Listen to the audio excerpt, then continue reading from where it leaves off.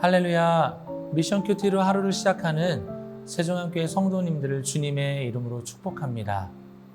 우리는 하나님의 자녀라는 특권을 얻었지만 여전히 세상 속에서 예상치 못한 고난과 이해되지 않는 상황들을 마주하며 살아갑니다.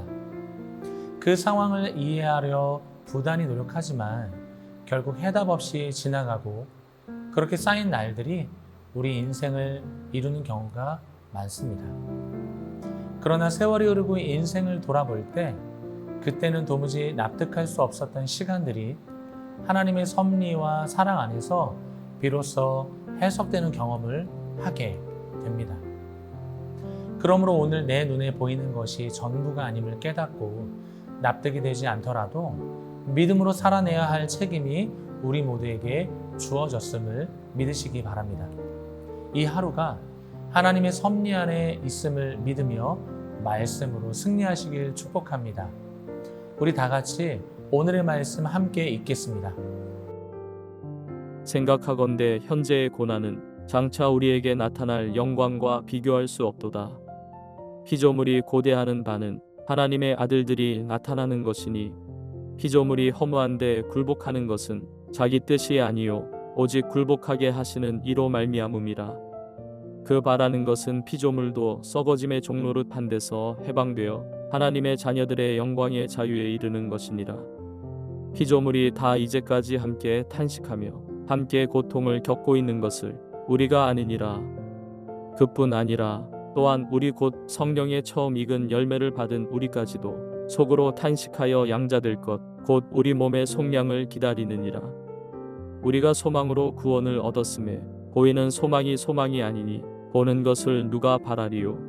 만일 우리가 보지 못하는 것을 바라면 참음으로 기다릴지니라.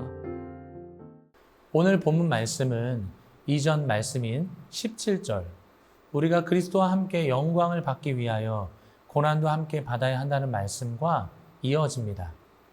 누가복음 15장 31절 말씀은 타지에 나갔다 뒤늦게 돌아온 동생을 보고 화가 난 첫째 아들에게 아버지는 내 것이 다 너의 것이라고 말씀하셨는데요. 이처럼 자녀는 값없이 상속을 받는 존재이지 일한 만큼 대가를 받는 노동자가 아닙니다. 그렇게 상속자라면 아버지의 유업과 더불어 고난의 길도 함께 걷게 된다는 사실을 잊지 말아야 합니다. 그렇다면 우리의 삶에 찾아오는 고난과 시련들을 어떻게 바라보고 감당해야 할까요? 오늘 주시는 말씀 통해 두 가지 교훈을 나누겠습니다. 첫째로 현재의 고난은 장차 나타날 영광과 비교할 수 없음을 믿어야 합니다. 18절 말씀입니다. 생각하건대 현재의 고난은 장차 우리에게 나타날 영광과 비교할 수 없도다. 이 말씀은 고난을 경험하지 않은 자가 쉽게 내뱉는 말이 아니라 오히려 누구보다 깊은 아픔과 고통, 심지어 순교의 자리까지 나아갔던 바울이 남긴 고백입니다.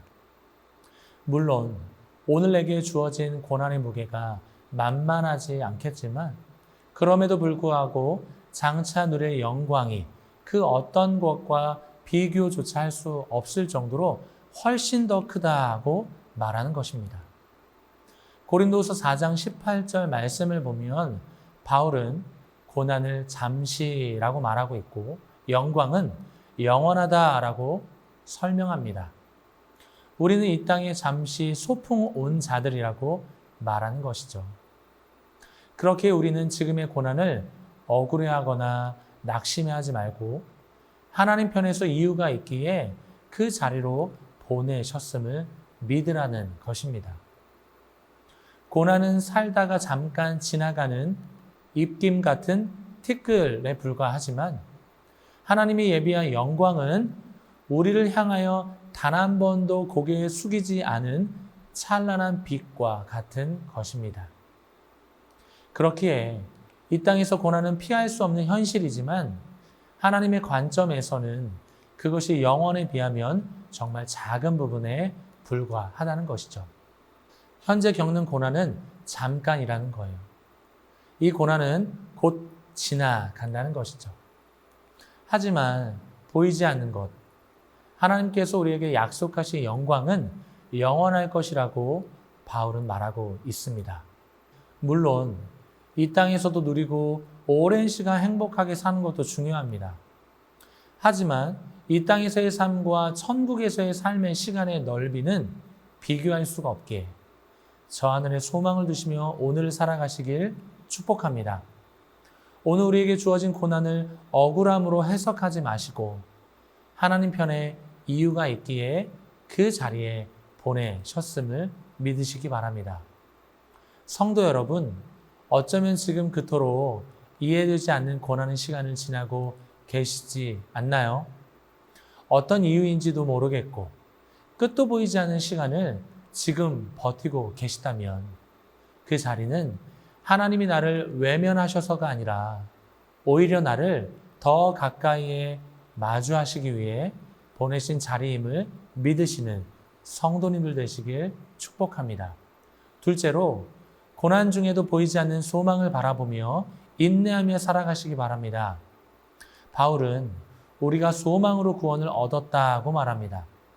이 말은 우리의 구원은 이미 주어졌지만 완성은 아직, 즉 미래에 있다고 말하는 것이죠. 소망으로 구원을 얻었다고 말하고 있는 것처럼 우리를 구원하시는 예수님께 소망의 근거를 두시기 바랍니다. 보이지 않기에 소망이고 보지 않고 믿는 믿음이 진짜인 줄 믿습니다. 고난 가운데 하나님을 붙드는 것이 진짜 믿음이죠. 하나님께서 우리를 위해 오래 참으시고 인내하신 것처럼 오늘 내게 허락된 인내의 분량을 주어진 삶을 살아내므로 채워가시길 바랍니다. 나의 아버지가 되시는 주님께서 나와 함께 하시기에 우리는 인내할 수 있습니다.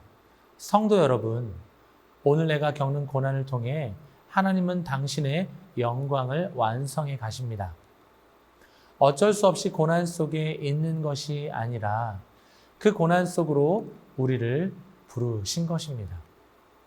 그 가운데 우리와 함께 하시는 분이 우리 하나님이심을 믿고 장차 나타날 영광과 비교할 수 없는 주님께 소망을 두시기 바랍니다.